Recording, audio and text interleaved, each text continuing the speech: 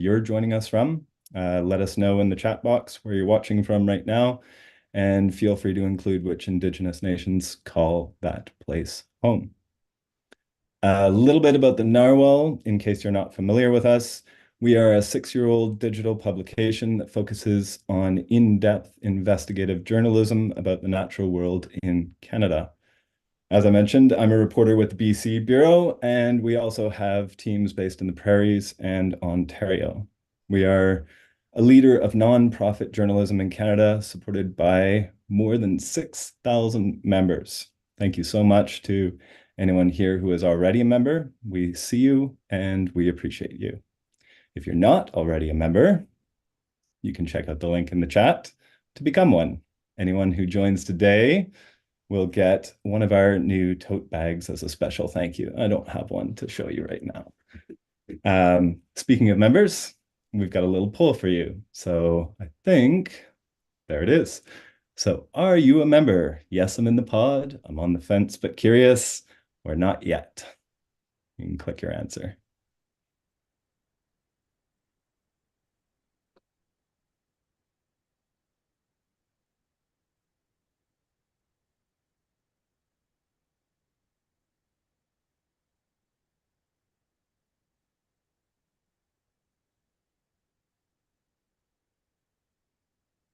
Okay.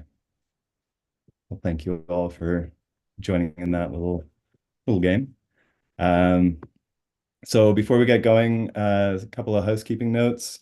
This session is being recorded and will be available for viewing online after the event. Look out for an email tomorrow with a link to the video and the chat discussions, but only attendees will have access to the chat transcription. We are providing automated closed captioning. To turn it on, you go down to the bottom of your screen on the control panel. There's a little CC, it says show captions. You click that and you can drag it to anywhere on the screen to help you follow along. Huge thank you to everyone who submitted questions in advance. We received more than 100 questions already from attendees, and we're going to do our best to get to as many as we can, but being aware, of course, that we have limited time with our fabulous panel. If you have any questions as we go along, please enter them in the Q&A box, not in the chat, and our team will do our best to answer them and bring them to panelists, time permitting. So we are very grateful to our amazing panelists for joining us this evening to talk about all things fire, and the ways we can adapt to living with wildfires as they increasingly become part of our lives in BC and beyond. Let me introduce them to you. Darlene Vey is an elder from Wilich of the Gittinyao Nation. She's a member of the Gittinyao Lakyep Guardians, fish and wildlife monitors known as the eyes and ears of the territory, or Lakyep. She has been closely involved in Gittinyao's fire stewardship, a cultural fire revitalization program led by the Simgigat Gittinyao hereditary chiefs. Hi, Darlene. Hello, Matthew.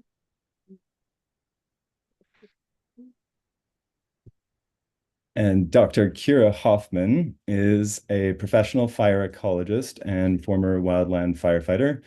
Her research focuses on how humans have used fire for millennia to manage and enhance their natural surroundings.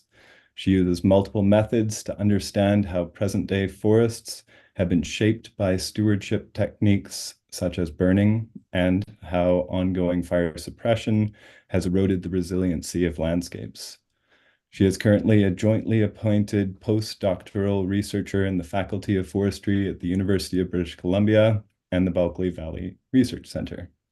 Hi, Kira. Welcome. Thanks for having me.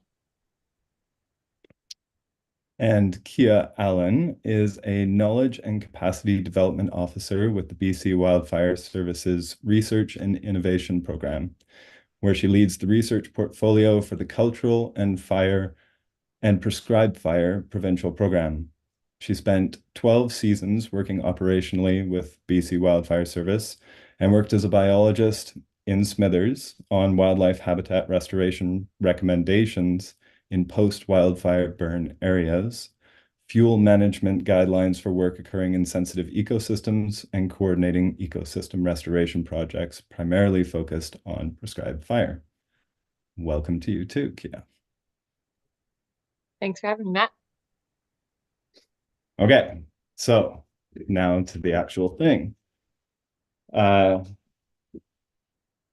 More than 1 million hectares of forests have burned so far this year in BC. Last year, it was more than double that.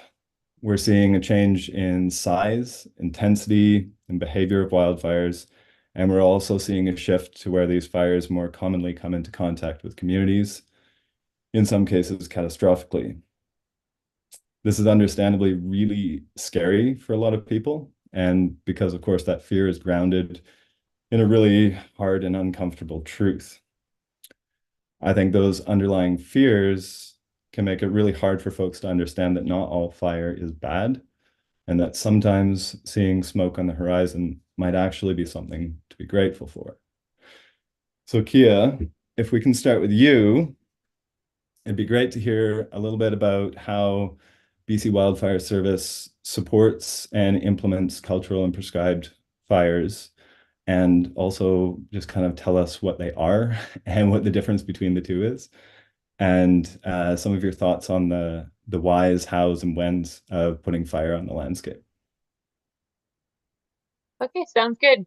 Yeah, so for context, of course, I work with BC Wildfire Service. I'm also a prescribed burn boss and have worked 12 seasons operationally and continue to work operationally in the summer. And for BC Wildfire Service, we're primarily a delivery agent for prescribed fire on the landscape. So BC Wildfire has a lot of practitioners and firefighters who have expertise in ignitions and in holding. And so our primary role when it comes to putting fire in the landscape is helping to deliver projects safely. But our fire practitioners also help to refer for burn plans, so provide expertise in fire behavior, again, in ignition patterns and different things around wildfire operations. And so the wildfire service is broken down into different geographic areas around the province, but there's different burn programs that are coordinated according to those areas. So, for example, I'm in the Southeast Fire Center, and Kira and Darlene are up in the Northwest Fire Center, and so those programs are coordinated regionally. And currently, my position, as you heard, is on the provincial cultural and prescribed fire team, which only very recently became a permanent program with the BC Wildfire Service. And so the provincial team helps to identify different challenges, red tape, barriers to expanding use of cultural and prescribed fire across the landscape, help to look at solutions in terms of what we can do to help make it easier and safer to apply fire appropriately, and also to build capacity. So, of course, our primary responsibility is to build capacity within the organization itself. And that's in terms of having skilled practitioners, but also to help extend knowledge and work with other agencies and nations together to learn how to put fire on the landscape appropriately. So in terms of your question, the difference between prescribed and cultural fire. So Kira and Darlene can jump in here as well. But our prescribed fire is fire that's put on the landscape and it's objective driven. So it's very carefully planned, and the objectives are land management objectives. So those might be wildfire risk reduction. It could be ecosystem restoration, something around community protection. And again, those are yeah, very carefully planned. There's indices that we have to meet, and we need to have everything in place in order to conduct those. And cultural or traditional fire differs from that, and that's a practice that's been practiced by nations for a very, very long time, and that's going to differ between nations, and it might differ over time and space as well. And the objectives aren't necessarily going to be tied to land management as it is for prescribed fire, but there can be cultural objectives. They can vary. It's not, they're not hand in hand necessarily the same thing in that way to look at the context. And also the term cultural fire is fairly broad, but that's going to mean something different to every different nation who's going to apply fire on the landscape. And I'll open to Kira to add to that as well. And then just remind me, Matt, what was your last question you had there? Oh, it was about the sort of the whys, hows, and whens. So, I think you already answered really the whys, why this is done, and a little bit about the hows, but I'm curious about the whens as well. Yeah, for sure. So yeah, why, of course, for especially prescribed fire, that's going to be objective driven, and cultural fire is going to be led by that nation or band. And then how fire is delivered on the landscape is also going to vary comparatively between the different types of fire, prescribed or cultural. But yeah, typically there's a plan that's going to be developed, and it can take multiple years to actually get a plan from the idea that this is the area that we'd like to burn to the point where we're actually putting fire on the landscape. It's quite a lot of work. There's lots of referrals and consultation that goes through with different experts, biologists, foresters, agrologists. And once you have all of the pieces in place, then when we're applying the fire operationally, we can go out and you can work with different agencies, and you're essentially doing a planned ignition, but very carefully, and of course under the right indices. And when it's actually burn day, we do something called a test ignition before you even start. And the test ignition is going to let us know if the fire that we're seeing is the fire that we want to be seeing. So if we're meeting our fire effects, if we're seeing the fire behavior, if we're going to have holding issues. And so that's a brief on how the fire gets put onto the landscape. And then when is typically in your burn window. So in British Columbia, we have two major burn seasons. That's spring and fall. And that burn window, as I mentioned, consists of your weather, your forecasted weather, your indices. What are the fuel conditions? So the indices are how dry is your foliar moisture, or how dry is the grass on the ground, or the woody debris.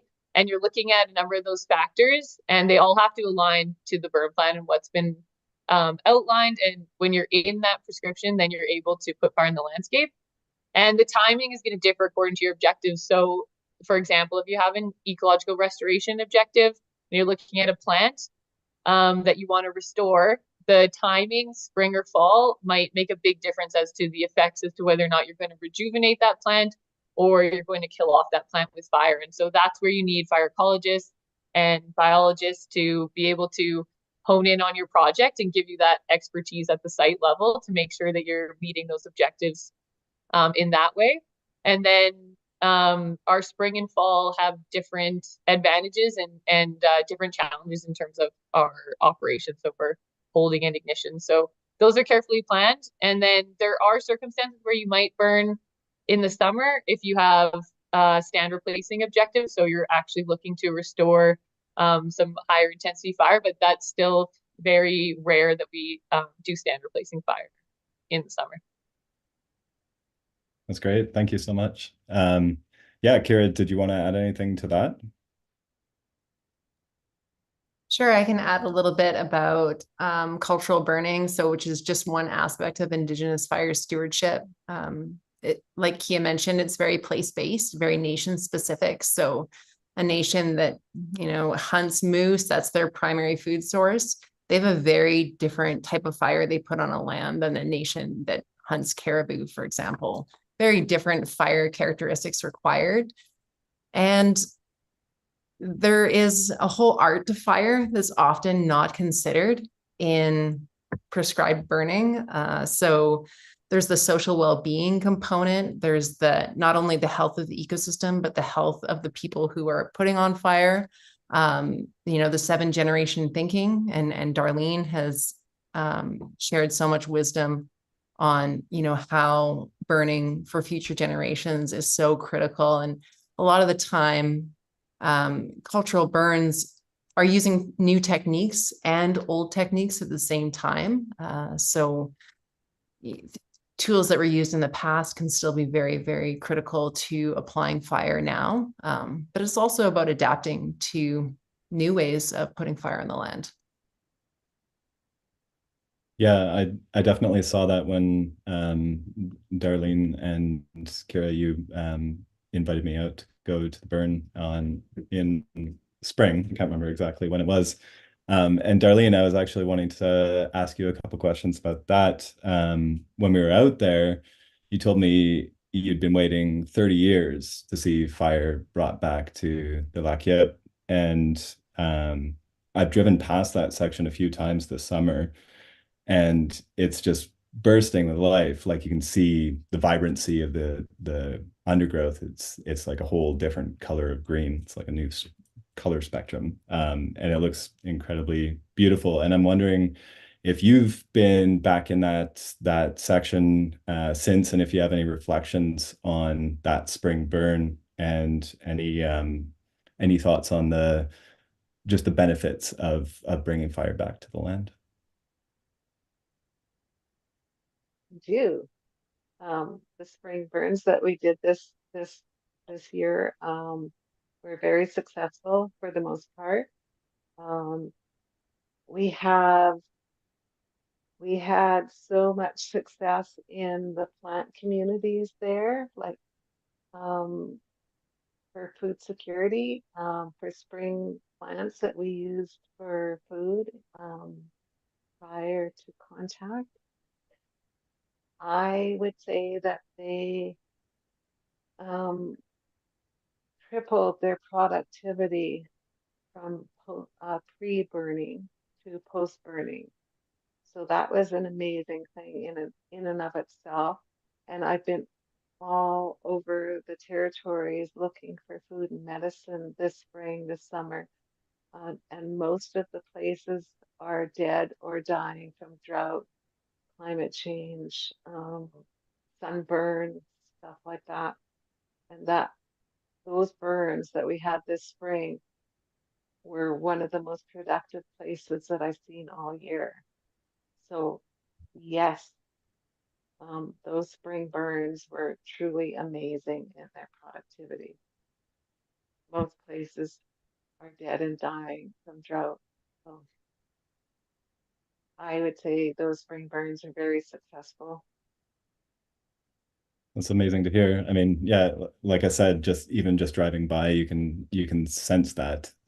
It's like a marked difference from the undergrowth and foliage on either side. You just kind of have this section where it just suddenly is, really, really alive. So that's great to hear that on the ground it's showing those results as well. And I was thinking, talked a little bit about there being sort of spring and fall, to kind of two seasons to this. And Darlene, I know you love to talk about huckleberries. So I was wondering if you could tell us a little bit about plans that might be coming to fruition, hopefully coming to fruition, to do some fall burning this year, and what it looks like burning for specifically for huckleberries, and other values that you're hoping to achieve. Well, um, since I started, so you mentioned that I've been actively working for 30 years now to try and get our uh, ancestral burn areas. They're called Ansin Mai, which means buried grounds. And I've been actively working to try and get an interest in restoring and reclaiming our ancestral Ansin Mai, so that we can have huckleberries back on the landscape. Right now, the places that we get huckleberries now are opportunistic, mostly in cut blocks, um, and they're very hard to find now. Climate change is having a big impact on the productivity. Um, so we have two potential places that we have one that has fire prescription for up in the Mesiatin area, which is my own territory. And so we're hoping that that will come to fruition. So very productivity. And that's one area. So then we have another area in the south, which is in Glasslands territory. And this is a bigger area. It doesn't have a fire prescription yet, but we're hoping with Kira's help and BC Wildfire Service that that will become a reality shortly. So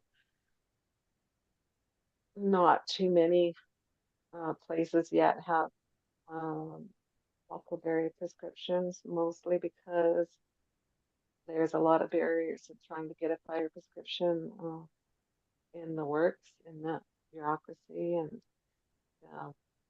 so, I mean, I think people and industry and government are changing, and I think that soon we will have a tipping point where people are more than willing to help um,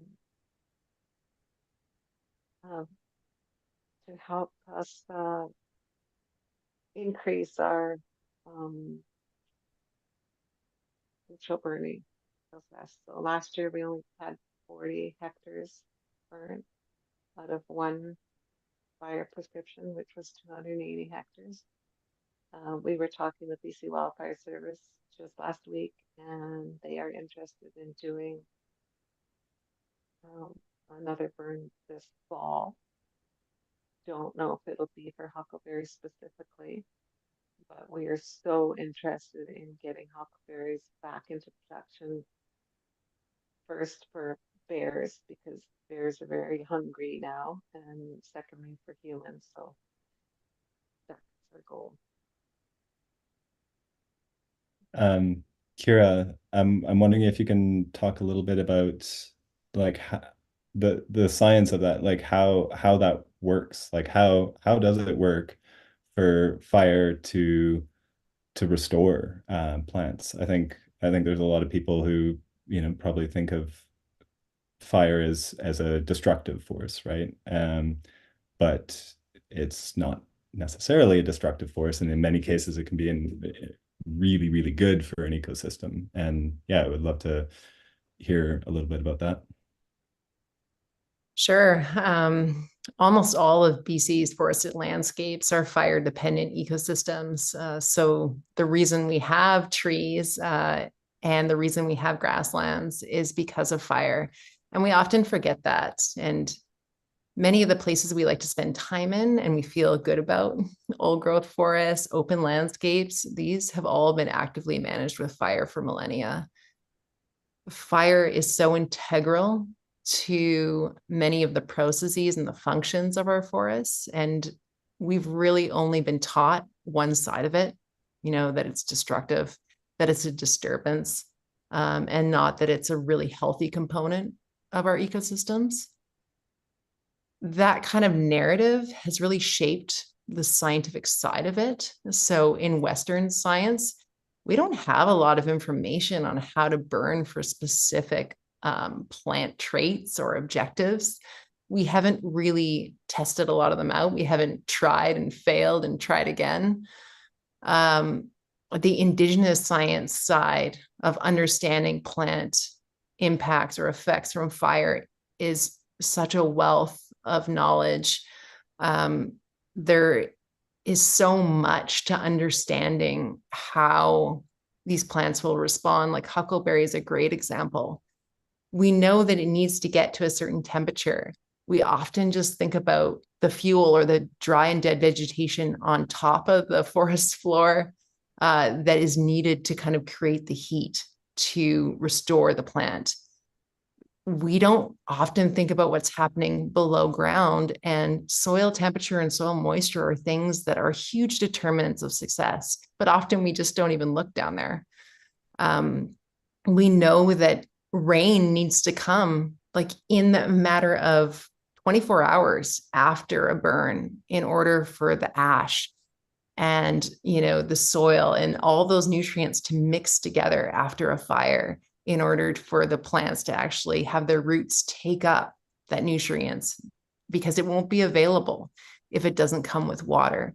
So there's so much science and art, and understanding even broader weather, when it's going to rain, is such a mystery to most of us. And there's this whole beautiful story of fire and its interconnectedness with plants and people and animals that we often lose when we're just trying to do one single objective and we're not thinking about the many ways of knowing it or the many ways that we could understand it. And our society is not really great with failure. We don't like to fail about things, but I think fire is going to be one of those things we're just going to have to be a little bit more comfortable about failing with sometimes, or just understanding, well, that didn't go how I thought. And just letting go of that fear a little bit. Whenever we're sitting around campfires, no one's like freaked out. Everyone's like, wow, this feels really good. This is really nice. And if we could bring more of those feelings back into our relationship with fire, I think that it would be really healthy for all of us. Yeah, I think you're touching on something really important, and we've talked about it a bit before, that that there's this like, I don't know, a juxtaposition between like our natural relationship with fire, like you said, like around a campfire, or Darlene, you and I were standing there watching them finish burning all the young bucks, like burning the slope from the bottom up, and you were saying how beautiful it was and how it was like dancing along the landscape, and then the aspen trees, their little popping sounds, and it really was this like incredibly, and is this incredibly beautiful sensory experience. But because we are seeing these bigger fires, and we're seeing, the wildfire service calls them interface fires, where they're coming into towns and communities, are really close, they're burning the forest and they're burning structures, it gets scary. And so you're getting that remove from that natural connection that we all, I think, innately feel with fire. Um, and then, yeah, losing that connection a little bit, and not knowing how to move forward into accepting that there is good fire, and fire is a cleansing thing for the landscape. I was thinking about how, what we were talking about, where you kind of have to, there's some trial and error, and there's some iterative learning processes that have to be done in this. And yeah, that's daunting and scary, but it's also just a natural part of doing something new and facing big challenges.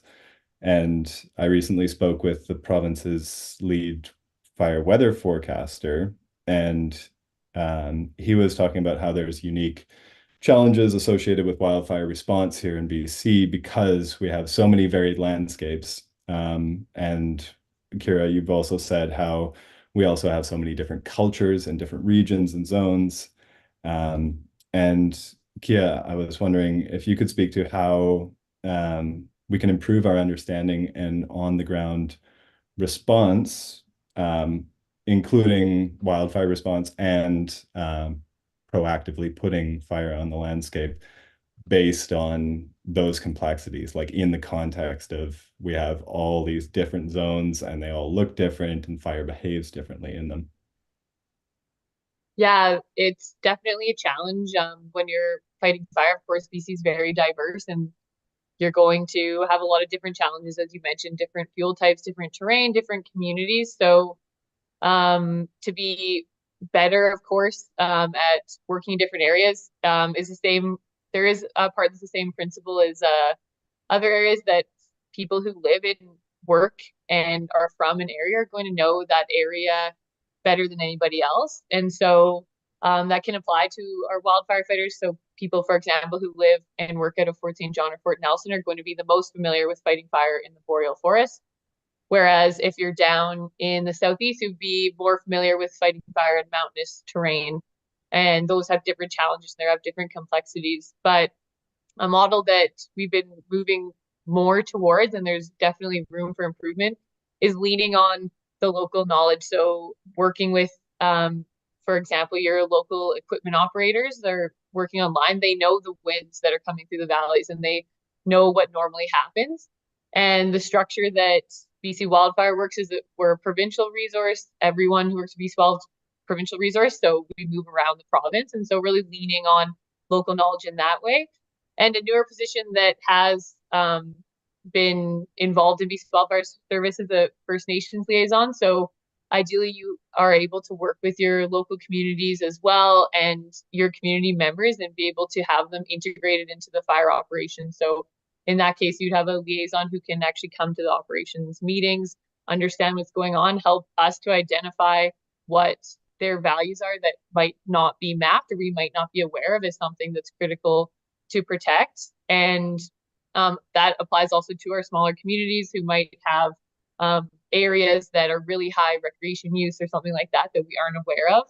And that's really critical. That place-based knowledge is really, really important. And being able to, formulate those relationships and have those conversations. So while steps have been made to improve that process and to have, response be more widespread so you can fight fire more effectively in different areas, I think that there is certainly room for improvement and to keep on building those relationships and having people integrated into the operation. It's been shown that, we are more successful when that happens, and also the communities feel more at ease when they just know what's going on. Of course, you want to know what's going on when you have a fire and your back doorstep, and I think that's something we can look at. And then, otherwise, some of this training exchanges that we have are being able to work together in a specific area where that's really successful actually is prescribed fire, where we can have, BC Wildfire Service can be out with Kira and Darlene, a fire ecologist with the nation, and you can work together and learn from each other. And those areas where you're applying fire on the landscape are also training grounds. Your people are looking at what fire does, they're understanding fire behavior. And then I mentioned, in prescribed fire, we have holding, which is our fire suppression. So that's making sure the fire stays within the boundary that we've predetermined, that we're going to not be impacting anything that we don't want to be impacting. And so you're also learning about that side of fire with your hose lays and your fire suppression. And so encouraging more interaction and more folks to be out on prescribed fires working together. And then if you're invited to go to a cultural fire and work with the nation out in the cultural fire as well, there's so much to learn. And I love working with Kieran. I really like how she mentioned more than one way of knowing. And so that's really important. BC Wildfire is traditionally trained in more of a Western science, Western approach to fighting fire, and has a very regimented way that we do things. But the other ways of knowing, as I mentioned before, that place-based knowledge, that being on the land for a long time and understanding how things move is really important. So being open to listening to other folks who have different training or backgrounds and have a lot to share. So I think we're moving in the right direction. There's work to be done, but more and more able to work together with folks from different backgrounds and be able to learn from each other. That's amazing. I love seeing the collaborative nature of it. And that actually leads me to a question I had written down for you, Darlene. But first, I just want to quickly, Kia, I want to put a question to you from the Q&A. Barbara said, how do we contextualize this knowledge with the increase in wildfire in vulnerable communities like Lytton? Could you define contextualize the knowledge, or what do you mean? Just putting in how the communities can understand it? Well, I would interpret this question relating to your answer as like a knowledge sharing thing. So you've got local people with local knowledge and that sharing and back and forth. Obviously, Lytton was a tragic, event, and that was incredibly fast that occurred. But taking that as an example and projecting it onto another community, say, how can you incorporate that knowledge sharing to work to save a community or to keep people safe? Yeah, okay, for sure. Thanks for the definition. Of course, Lytton was very tragic, and that incident happened under very, very extreme fire behavior conditions. And unfortunately, we've seen similar conditions happen in West Kelowna and the Shuswap last year. And so when things like that happen, that in some cases haven't been seen before in BC, or at least not in recent knowledge, and those effects that likely have to do with climate change and extreme scenarios like heat domes, a lot of information is gathered by our fire practitioners, our fire behavior specialists, and we'll understand the indices and the conditions where that happened and try to use that to help us to anticipate or advance plan on a wildfire incident. So it's nice, Matt, you talked with our fire weather forecaster. And so we have really highly trained fire weather forecasters who can help to try to forecast out events like this. And we can try to, look at different ways that we can fight fire, or at least get ahead of it and get communities out of the way if it's going to be an extreme fire weather scenario. And so a lot of that information does sit with the BC Wildfire Service, the folks who were there, who were fighting that fire, the agencies who were involved. And so where more of that knowledge sharing can come into play is when we were able to have those community liaisons, the industry liaisons coming and integrating in with our incident management teams, our teams that fight the fires, and see more of those conditions. And then a lot of knowledge that's placed like that happens with relationships as well. So of course, your local fire zone or your local fire center, if you work in the area of wildfire forestry or biology, is a great resource to go and introduce yourself and get to know the zone and the folks there. And those relationships are where you can get more information and have more of that knowledge sharing that's going to be place-based where you are in the province. Yeah, and I think you're kind of touching on something, is that relationship building, and that takes time. But it's also like it's such a beautiful thing when it comes together. And I think we were seeing some of that with the burn on Gitnau this spring. Darlene, I know we talked a little bit about it out there. And I'm just curious to hear your thoughts. Like, I mean, you had, your deep, intimate knowledge of the lands, and there was lots of like camaraderie between you and the firefighters and the other guardians who are out there.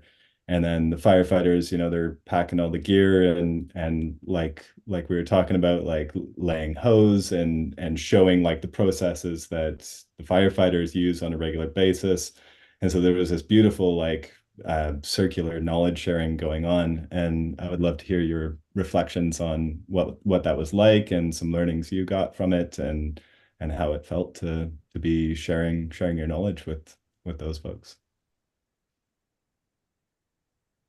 Well, from my perspective, I find the BC Wildfire Service is an amazing organization. They have amazing employees. They have an amazing skill set and experience about fire that they've shared with us for a couple of years now. And on the other hand, we, as the Gitnell First Nations, we have shared with them our perspective, of the land, and how we like to think of what's going to happen over the 7 generations, as Kira mentioned, and as what Kia mentioned about the place-based knowledge. When there's a wildfire started by lightning, say, we would like the opportunity to say, can we let this burn? Can we have a modified response, or can we do something else? Just because it may be an ancestral ensign, if it is an ancestral buried ground, it's now an old growth forest. So maybe we want it back as a buried ground. So that's where local place-based knowledge comes in really handily. And another example is in the floodplain of the Kiunga River, which is just south of Gitnell and our spring burns this year. One of the benefits of the spring burn was that we discovered in a very small area 8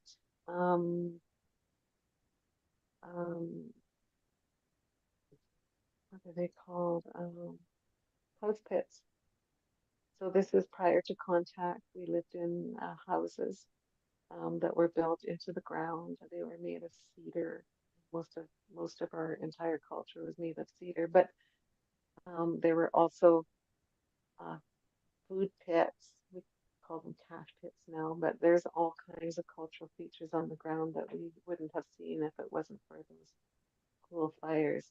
And after those school fires happened, the first thing that came back as far as wildlife went was hawks.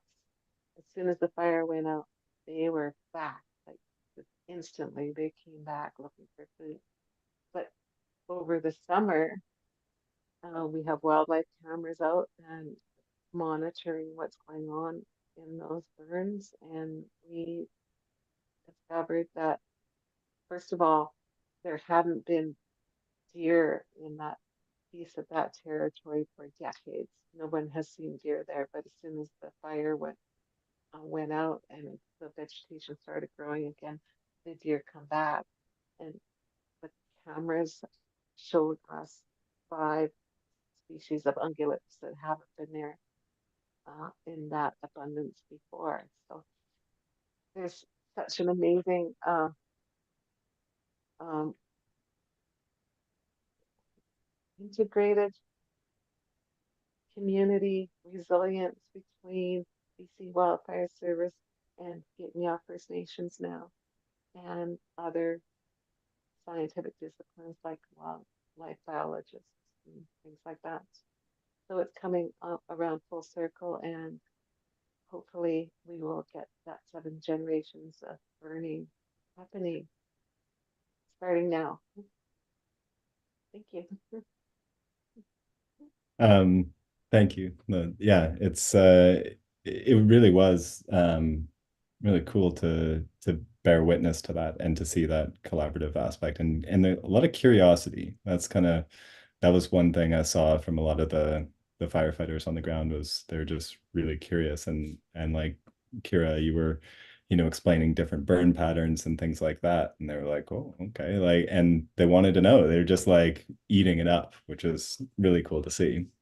um I'm seeing like an appetite from the public for really clear information about fires and wildfire response. And I'm also seeing a desire from the public to support. And Kira, I was wondering if you have any thoughts on how people can get involved, whether, through educational or financial or, support in any way. Like how do people take some agency over what's happening as we, start to see more fire on the landscape, both good and frankly scary?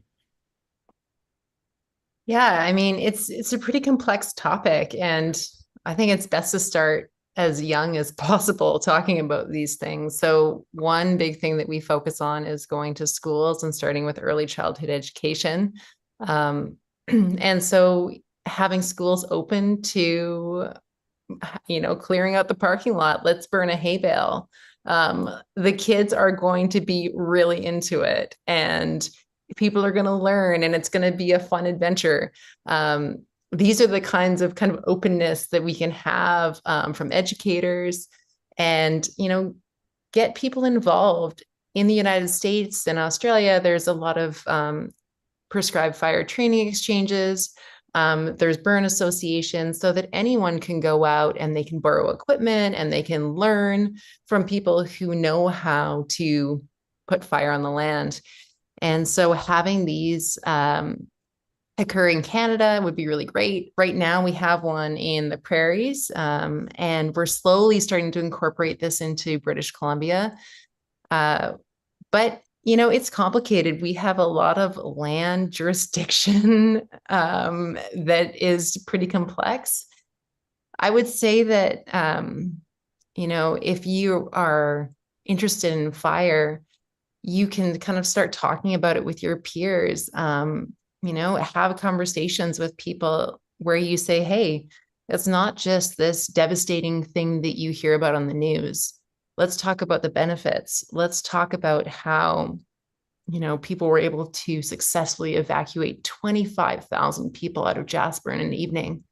And let's talk about how people are really trying their best to learn, and they're trying to understand these systems that we've had a very one-dimensional perspective of for a long time.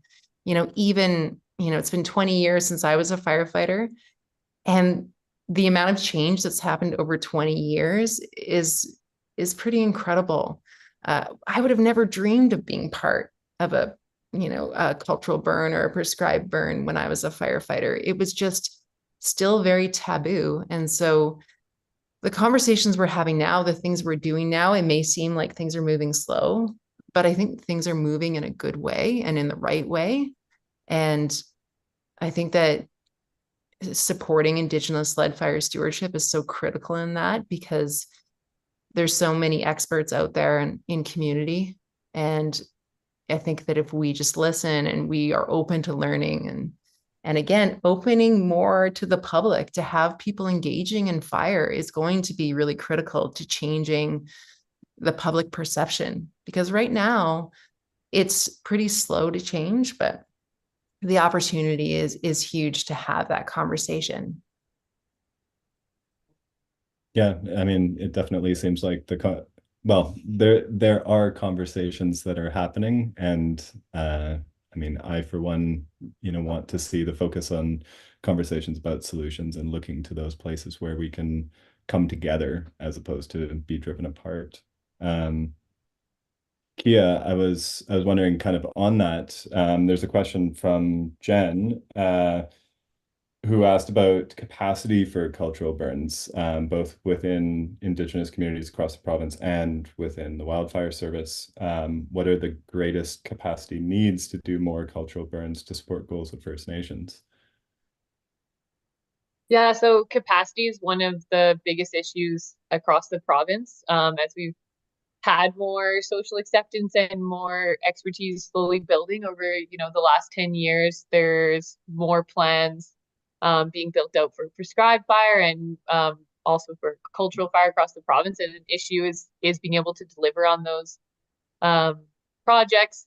And, one issue is burn windows are very small, and you might have the same burn window for many areas. But yeah, so some of the biggest issues there, of course, for BC Wildfire Service for agency is prescribed fire still slowly building across the province, and a lot of knowledge that practitioners had even in the 80s and 90s, like our foresters and our wildfire service.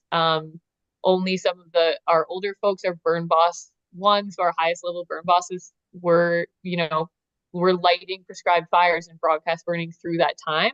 And there was a gap where fire wasn't really utilized as a tool across the province. And so a lot of our firefighters and fire crews haven't been burning as much. And so they're still building on their skill set. Of course, there's transferable skills from wildfire fighting where we use planned ignitions, but they are different. Prescribed fire is not the same as planned ignitions. It's much more precise, and you need to, have lower indices, and you're in different factors. So while those are transferable skills, there's a lot to learn. Like for example, you talked about Kira teaching the wildfire fighters about burn patterns. And so the piece where we need to be looking at our prescribed fires as training opportunities is really important. And of course, for cultural fire, I don't want to speak on behalf of any nations, but in general, being able to integrate your guardian programs, or to be able to have BC Wildfire out where invited, and to make sure that people from the community who are interested are able to join and learn, I think is a really key piece. If they're interested in learning about different ways that BC Wildfire would apply fire on the landscape, there's a lot that we can learn from each other. And so, yeah, Kira mentioned a few things that are happening. So the TREX programs in the States, there is a pilot BC TREX happening later this month that is open to all members of society. BC Wildfire is leading it in partnership, but folks can come who maybe have never set foot on a prescribed fire before, and they can have equipment provided for them, for example. And I feel like a broken record because I talk about relationships a lot, but as you mentioned there, it does take a long time to build relationships and to build trust between different, agencies or organizations or nations that maybe the trust was lost, and you need to build that back up to want to work together and to want to learn from each other. And so it's going to be a slow process. But being able to, provide more training opportunities through something like Trex, being able to, work more closely together, I think is going to really help build capacity across the province. Wildfire doesn't see any boundaries, and I really personally believe that we need an all society approach in order to, combat our large wildfires that are coming across the landscape in the way of prescribed fire, cultural fire as a solution to help with what you're terming as the scary fire. Although my plug is that definitely wildfires are natural and are needed across the landscape as well. But yeah, that's really the capacity issues lie not just, in one organization, but across all. And then, something I did notice is, a lot of people are wearing many hats. So having the time to really dedicate to learning about fire and becoming a fire practitioner is difficult, especially if you're from a small community or a smaller organization where you have to do many roles in your community. And so that's going to be a challenge capacity wise in terms of having people have the time to go out and apply skills or be able to, go attend a Trex prescribed fire training exchange. So, the solutions aren't set in stone. They're based in relationships and based in, taking opportunities when they come up and, building that trust between people who work together in a location, especially that place based, but even broader scale to build those relationships and learn from each other. Yeah, thank you. So being mindful of the time, I just wanted to put one kind of final question to the same question to each of you. And you had a drink of water, so I'm going to start with you, Kia. Which is in the context of fire, both wildfires and prescribed and cultural, what excites you? What's giving you the most hope right now?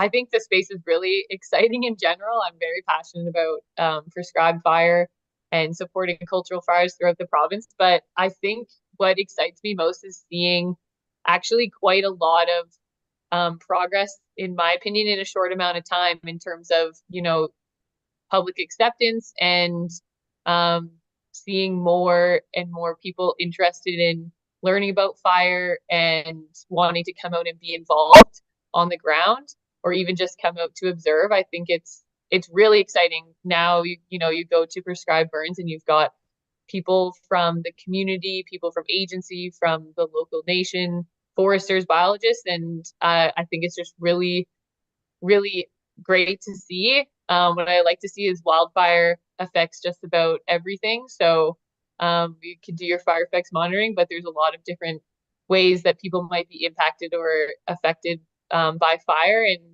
yeah, it's very positive what I'm seeing. So it excites me just to see so many different people out and interested in having fire put on the landscape. Yeah, awesome. Kira, how about you? What excites you? What gives you hope? Oh, a lot of things. One of my favorite things to do is burn with my 7-year-old. It's the best. I think that we're all just kind of have this connection to fire, and it's so amazing to see that excitement about learning. And that's across all ages. I love being out with Darlene and learning from her about plants and some of the plants that we visited this spring, for example, after our burn, we didn't even recognize. They were so huge and juicy and tasty and all the senses. That was so exciting because you could see the value and you could see and feel, I guess, like the land kind of waking up again. It was that you could feel the land being really excited about being burned, I guess. And everyone was just like laughing and giggling that day because there was just, I guess, so much hope that you could see that it was really working. And echoing what Kia said is that relationships are so important. And I feel like we're building a really supportive fire community, and I get really excited about that. And I also feel really excited about seeing so many women in fire, because it's not a space where women were really accepted for many years. And I see women being leaders, and that's really powerful to me. Yeah, amazing. Okay, Darlene, last word to you. What gives you hope right now? What gives me hope, Matt, is after 30 years of working very hard to try and get huckleberries back on the landscape, I feel that we are almost there. Capacity is an issue, and the biggest barrier to that is liability. But what gives me hope is healing the land with fire, using fire as a landscape management tool across all nations, hopefully. I'm not speaking for any nation, but that is my one big, huge excitement, is that we can bring an ancestral fire management tool back into existence and heal the land. That's my excitement. It's my passion. It's my joy. So thank you. Thank you. And thank you to all of our panelists, Darlene Vey, Kira Hoffman, and Kia Allen. And thanks to all our audience members for your questions about wildfire. And I wasn't really monitoring the chat, but it looks like it was going off as always on a Narwhal webinar. So thank you for joining in the discussion there as well. Keep an eye on our future reporting. Like, we didn't get to even a fraction of your questions. I had even pulled out a few of the audience registering questions and didn't even get to ask them because our discussion just was amazing. But yeah, keep an eye on our reporting, because we're going to continue to explore the complexities around living with wildfires, and that includes cultural burning and prescribed burning and all the ways in which we interact with fire. Good way to keep up to date with the stories we're working on is by signing up for our newsletter. And another way is to join the more than 6,000 people who are already members of the Narwhal. All of us here, I can speak, from my heart, we are very grateful for your support.